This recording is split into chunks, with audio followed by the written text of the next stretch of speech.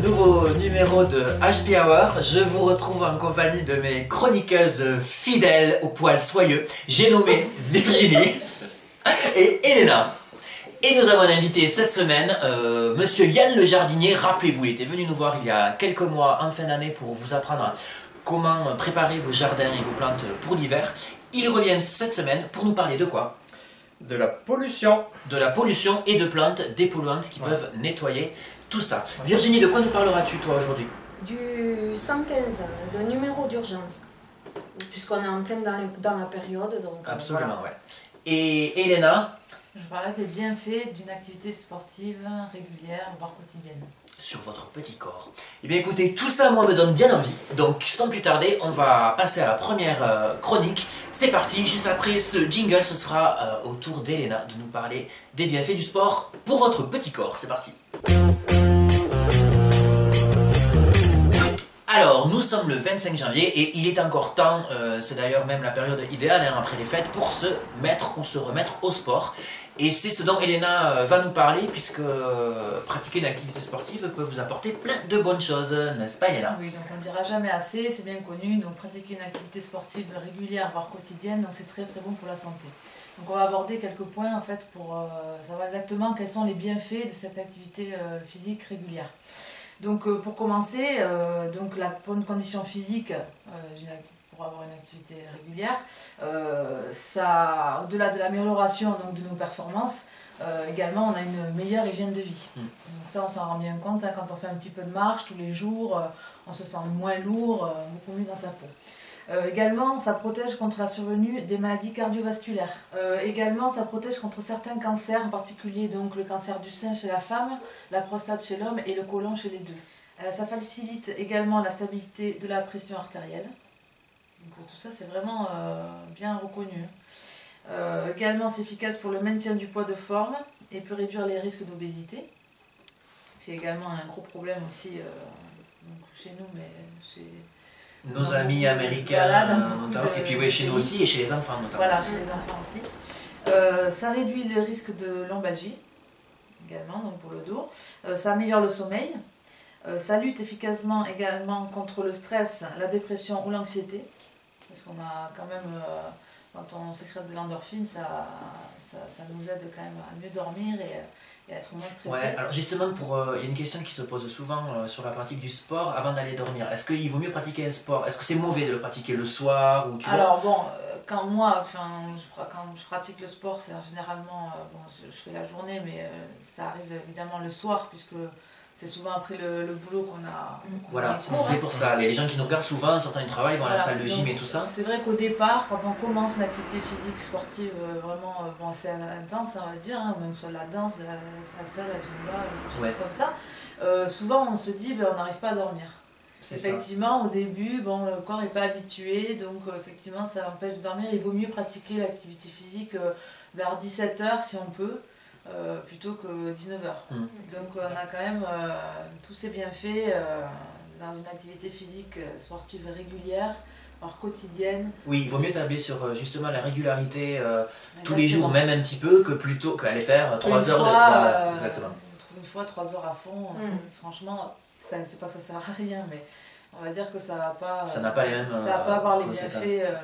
Voilà. D'accord, donc n'hésitez pas, vous qui nous regardez, à aller pratiquer une activité sportive. Il n'est jamais trop tard en termes de temps dans l'année ou en termes d'âge non plus.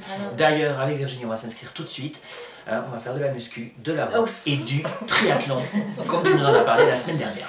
Voilà, sur ces bonnes paroles, nous allons passer... Alors, il faut se mettre en condition physique, bien évidemment, comme vient de nous l'expliquer Elena. Mais c'est encore mieux de le pratiquer dans un environnement sain, où on peut respirer correctement, un environnement non pollué. Virginie, il faut ouvrir tes fenêtres un peu plus souvent, je te le dis tous les jours. C'est pour ça qu'est venu Yann, il va nous parler des plantes dépolluantes, car saviez-vous, mesdames et messieurs, que votre intérieur est souvent bien plus pollué que l'extérieur, alors que déjà on nous dit sans arrêt que l'extérieur est pollué. Donc, comment un petit peu alléger vos intérieurs avec de cette pollution? C'est ce que Yann, notre ami Yann le jardinier, va nous parler aujourd'hui. Ce sera juste après ce jingle, c'est parti.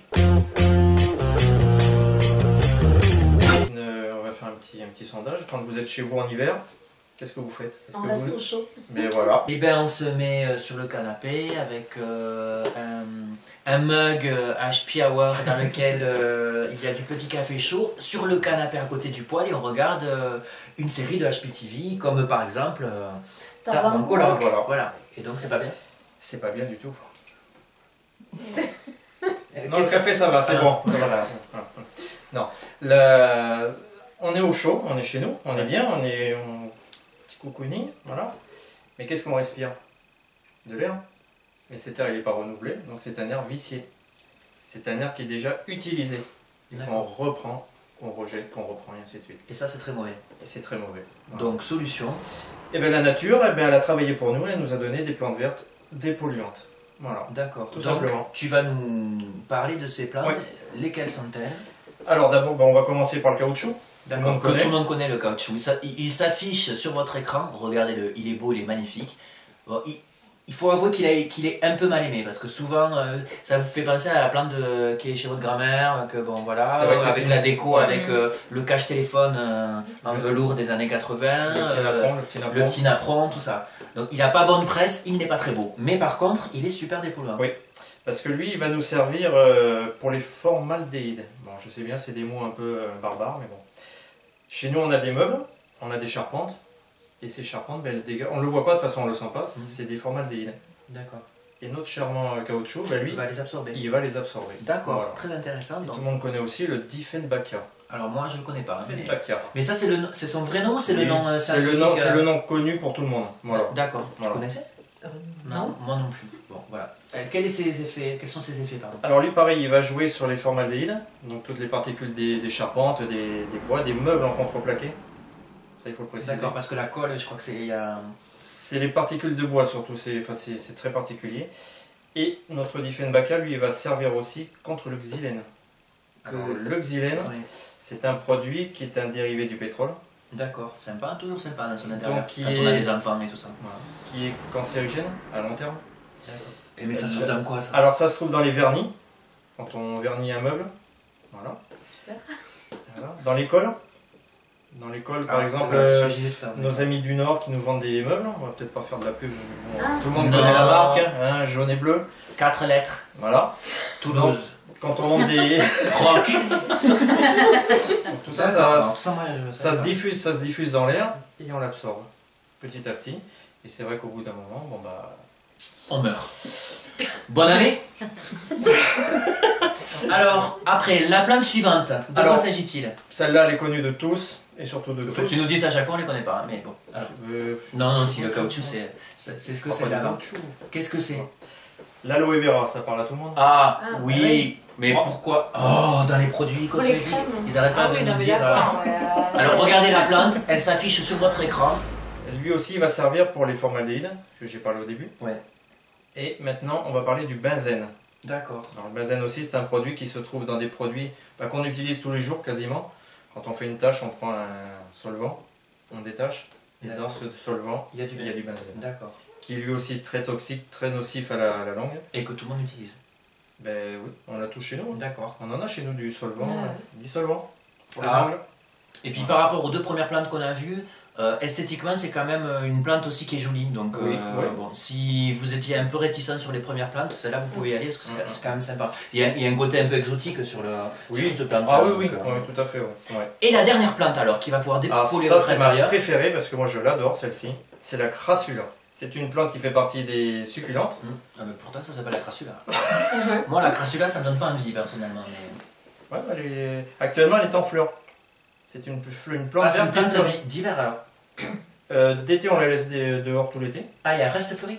Elle fleurit que maintenant. Ah non, on la rentre parce que elle fleurit à l'intérieur. Oui, parce qu'elle aime pas le froid, elle est frileuse. Comme toutes les plantes vertes d'ailleurs, mais celle-ci va aller l'été dehors. D'accord, voilà. Ok. Donc crassula qui agit sur quoi? Enfin qui absorbe quoi? Sur l'ammoniac. Ah ouais, ça c'est bien aussi. L'ammoniac qui se diffuse dans l'air aussi, ben on le sent mais bon, on le voit pas. Et elle va l'absorber. D'accord. Et en plus, ce qui est très bien, c'est qu'elle absorbe les ondes électriques, électromagnétiques. J'ai encore des restes de la fin de l'année. Ah oui, mais bon. L'année était humide. Donc les Tu te ondes moques. électromagnétiques. non. Donc tout ce qui est téléphone portable, les ordinateurs. Non mais alors, bon, comment... Moi j'ai fait, je sais pas les filles ce que vous en pensez, mais comment une plante ça peut absorber des ondes? Moi je comprends pas comment ça marche. Ben, les ondes sont diffuses dans la pièce, là on en a des ondes. Ouais. Si on avait la plante à côté de nous, C'est elle qui prend tout les feuilles absorbent toutes ces ondes. On vous rappelle pour vos intérieurs pollués qu'il faut ouvrir, aérer chez vous 20 minutes quotidiennement. Même s'il fait Pour froid. même s'il fait froid, donc même en cette période-là hivernale, pour que l'air circule et se renouvelle un petit peu, c'est très important. Même s'il gèle, même s'il gèle Ouais, dehors, ouais. 10 minutes, un quart d'heure, on Voilà. ouvre. Et Ouais. puis le matin, ça m'informe. Voilà, on va passer, merci beaucoup Yann le jardinier. On va passer maintenant à la chronique de notre amie Virginie ici présente, une chronique aussi d'actualité qu'il ne faut pas seulement appliquer l'hiver d'ailleurs, Oui. voilà, tu nous le diras. On va parler du 115, c'est juste après le jingle de Virginie, c'est parti. L'hiver et le froid sont bien là, on est en plein mois de janvier, vous l'aurez remarqué, mais aujourd'hui Virginie tu vas pas nous parler de beauté, de fourrure ou de laine, mais plutôt de chaleur humaine. Alors un hors sujet tu me diras Elena, mais pas du tout. Parce qu'on est dans un endroit chaleureux ici sur ce studio, donc c'est tout à fait d'actualité. Alors qu'est-ce que tu peux nous dire Virginie sur le 115, puisque c'est de ce dont on va parler. Donc c'est un numéro d'appel d'urgence gratuit, donc il peut se faire depuis une cabine téléphonique, un portable ou chez soi, ou voilà. Donc qui permet de pouvoir aider en fait les personnes qui se trouvent dans la rue, des personnes SDF ou des personnes, ça peut être un ami qui un soir ou une connaissance, un soir qui n'a pas d'hébergement parce que... Oui, il y a des peut accidents de avoir, la vie, voilà, une des dispute choses. avec un conjoint ou quelque chose qui fait qu'on se retrouve... voilà. Voilà. Donc vous appelez ce numéro, vous tombez sur des conseillers sociaux en fait, qui une fois que vous avez expliqué la situation, va se déplacer vers la personne. Par exemple, si elle est dans la rue, une fois que vous avez donné l'adresse et tout ça, elle se déplace vers la personne qui, si elle est d'accord, va être orientée vers un hébergement adapté. Donc ça peut être autant les urgences à l'hôpital que vers un centre d'hébergement adapté. Donc il y en a plusieurs dans le 65. Voilà. Donc ça peut aussi être de l'aide en apportant des couvertures, un repas chaud, des choses comme ça, un moment de discussion, puisque des fois ça peut être juste 5 minutes de discussion et puis voilà, ça aide aussi. Donc ces personnes-là sont des personnes qui font partie de la Croix-Rouge, souvent, si on parle du SAMU social en tout cas. Donc ils font des maraudes plusieurs fois dans la semaine, vous pouvez les voir souvent au niveau de la place Verdun ou le bureau de tabac du Prado, des maraudes, on peut expliquer pour les gens? Et les maraudes, en fait, c'est les tournées. Voilà, c'est les tournées qui se font donc auprès des personnes dans la rue où ils s'arrêtent, ils distribuent un repas chaud, des choses comme ça, et ils continuent la tournée, voilà. Et ils peuvent aussi, justement, une fois que ces personnes sont orientées, par exemple, à la Lannemezan, les amener jusqu'à la Lannemezan. D'accord. Voilà, ça peut être ça aussi. Donc c'est surtout pendant la période hivernale. Donc c'est 1er novembre, 31 mars à peu près? C'est ça. D'accord. Voilà. Donc c'est surtout à cette période-là qu'il y a le plus de maraudes, puisqu'après c'est considéré comme une période moins fraîche, donc les personnes se débrouillent. Ouais. En gros, donc ça dure, la période hivernale dure jusqu'au 31 mars, mais à savoir que ce soutien-là se fait tout au long de l'année. Voilà, 7 jours sur 7, 24 sur 24. Donc on appelle le 115, on tombe forcément sur quelqu'un. D'accord. Qui va vous demander le but de votre appel, où se trouve la personne qui a besoin, et bien vérifier si c'est pas aussi un problème de santé. Parce qu'à ce moment-là, on oriente forcément vers le 18 ou le 15, par exemple. D'accord. Voilà. Donc, une fois que ces personnes sont orientées, on parle aussi d'accompagnement. Alors, ça peut être un accompagnement tant social que psycho-éducatif. Donc, on parle de social, mais par exemple, souvent les personnes n'ont pas le RSA, alors qu'elles pourraient y prétendre, ou n'ont plus de pièce d'identité ou de couverture santé. Donc, les démarches sont faites dans ce sens-là. Et tout ce qui est psycho-éducatif, eh c'est après des longues périodes dans la rue, souvent on a perdu les repères. Alors c'est tout bête, mais des repas équilibrés, à des temps précis, l'hygiène, tant vestimentaire que corporelle, voilà. On a aussi souvent des personnes, par exemple, dans les foyers d'hébergement, qui vont préférer dormir par terre que dans un lit. Donc c'est des repères, tout ça à reprendre. Alors ça prend du temps, mais on peut y arriver si la personne adhère à tout ça, bien sûr. Voilà. Donc à savoir que la Croix-Rouge cherche régulièrement des bénévoles, puisque l'équipe de la Maraude a des professionnels, mais aussi des bénévoles qui sont formés par le biais de la Croix-Rouge. Donc à ce moment-là, vous pouvez retrouver tous les renseignements sur notre page Facebook, la page SP Hour, on vous les mettra. Et puis vous avez les coordonnées qui s'affichent sur votre écran à l'instant même où on est en train de parler. Voilà, pour les contacter si vous voulez devenir bénévole, leur apporter votre aide. Voilà. Et après, juste un petit détail, au moment où vous devez appeler le 115, parce que ça peut arriver à tout le monde, il vaut mieux après s'assurer que la personne reste là en restant avec elle, jusqu'à l'arrivée de la Maraude. Ouais. Voilà, parce que sinon, des fois, elles partent et puis c'est quelqu'un de laisser à la rue, quoi, finalement. Ouais. Voilà. Merci Virginie pour tous ces conseils et de nous avoir éclairé un petit peu sur ce qu'était le 115. On vous rappelle les coordonnées qui s'affichent sur l'écran si vous voulez leur apporter votre aide, puisqu'ils ont besoin, on le rappelle, de bénévoles, et ce tout au long de l'année. C'est ainsi que s'achève cette émission complètement formidable. Vous avez des dates qui s'affichent actuellement sur votre écran, les dates d'agenda, que faire cette semaine, ce week-end ou dans les jours à venir dans le coin. Eh bien, voilà, vous pouvez le lire actuellement. Merci à tous les trois d'avoir participé à cette émission. On se retrouve la semaine prochaine avec un programme surprise, puisque je n'ai rien marqué sur mon conducteur, donc ce sera la surprise. Bonne semaine à tous, restez au chaud, et puis à très bientôt. Ciao.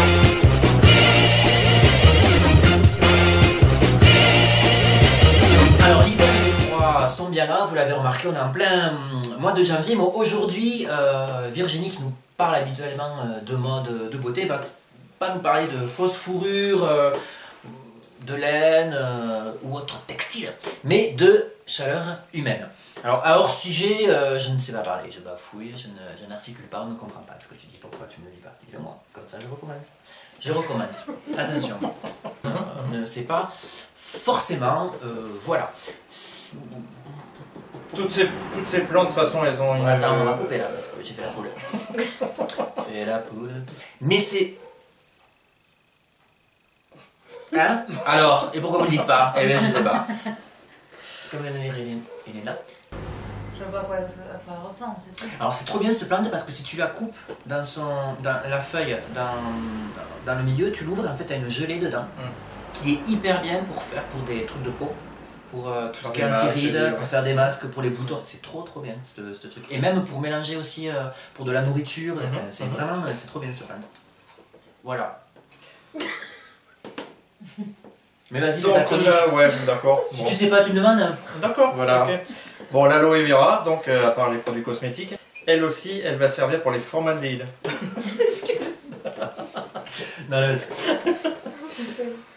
Non, mais ça tu couperas parce que bon, déjà sa chronique a fait 1h30 alors que normalement ça devait faire 2 minutes. Allez, on y va? Je vais y aller? Non. Non, mais ça, c'est ongles. C'est ton rayon. Voilà. Très toxique. Ça rentre par les doigts, ça remonte. Donc l'aloe vera, lui il va bien chercher. C'est pour ça qu'elle est dans cet état. On se demande. C'est ça, c'est pas grave, je change de métier. Oui. 2016. 2016, l'année. Ouais, c'est ça, complètement. Donc voilà, mais c'est bien parce qu'il y a quand même, pardon, mais il y a quand même un mois, on a vendu des colliers en prothèse ongulaire et tout ça, donc on a tué la moitié de la population d'Arbès, enfin tout va bien. On salue l'endroit d'ailleurs à Bagnères. Vous êtes des assassins. Oui, mais complètement. C'est elle, hein, moi j'y suis pour rien. Moi j'ai regardé. J'ai dit,